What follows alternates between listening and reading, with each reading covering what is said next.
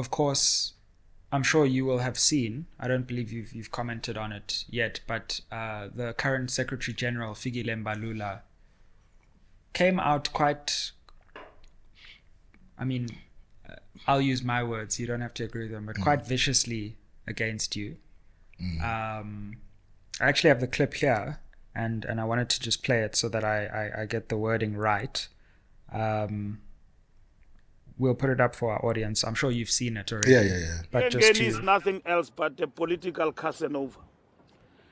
And he is spewing vagrant political views and views that are embraced by a few malcontents who are opposed to the ANC. He will be charged. I've informed him through an SMS. I called him. We will charge him. We'll bring him before the disciplinary processes of the ANC. I'll leave it there. It carries on for a bit. How do you respond? How do you respond to that? Well, firstly, I mean, it was a shock to me to hear him speaking like that. Because you see, Mbalula, I consider him a friend. It might sound strange, but he is a friend of mine. Sure. I consider him as a brother. I consider him as a comrade. We come a long way.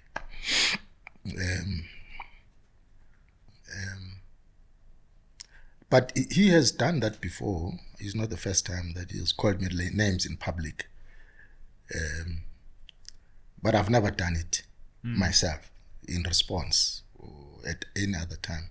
Because I don't think that's the way to deal with each other, no matter the differences between us. I think, and I've said that to him. I've met him several times, and I said to him, right, Max, we may differ politically about all sorts of things, including about Cyril. We can differ, it's fine.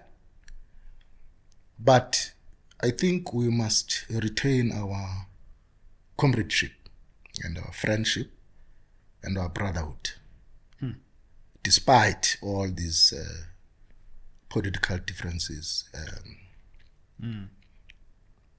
Because you cannot lead an organization as big as the ANC through slander, through vitriol, through insults,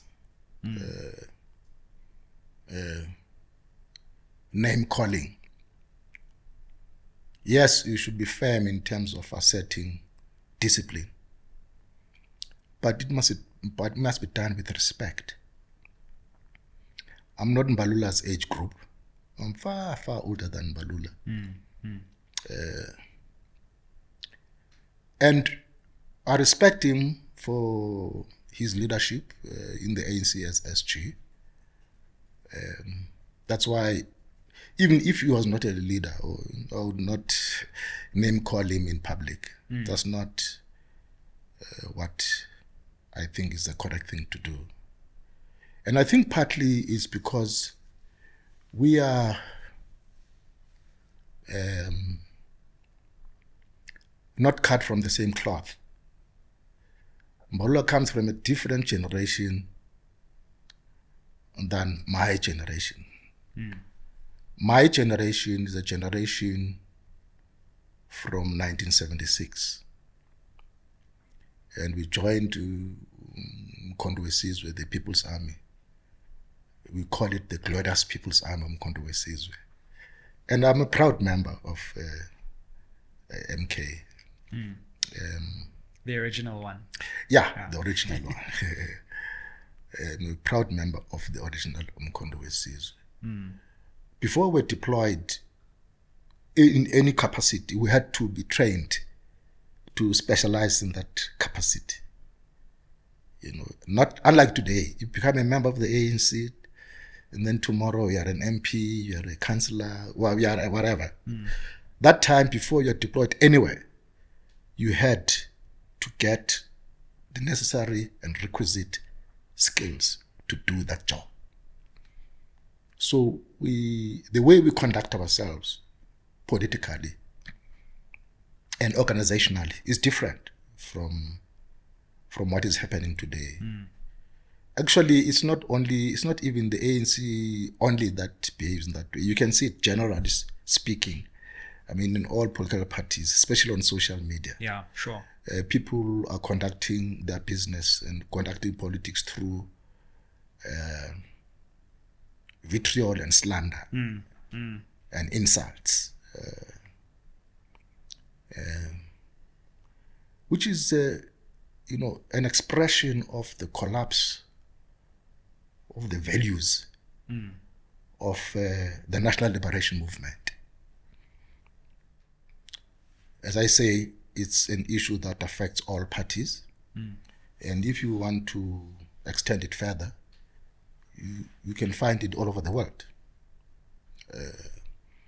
Because geopolitically, the genocide in Palestine and in the NATO encroachment towards Russia in Ukraine represents to me another,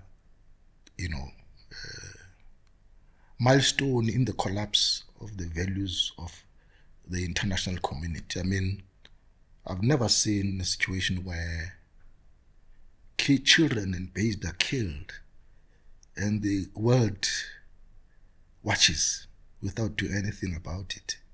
If anything, countries in the West are supportive of this thing.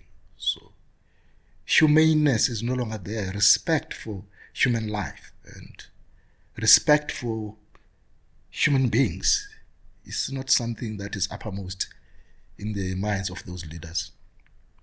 And I think coming back home, talking about Mbalula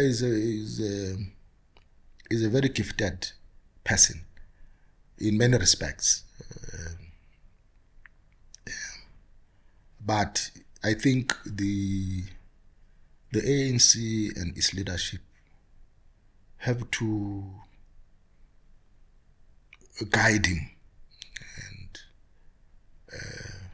to do his job with more humility and respect. Otherwise, he may end up adding to the demise or the decline of the ANC in the country.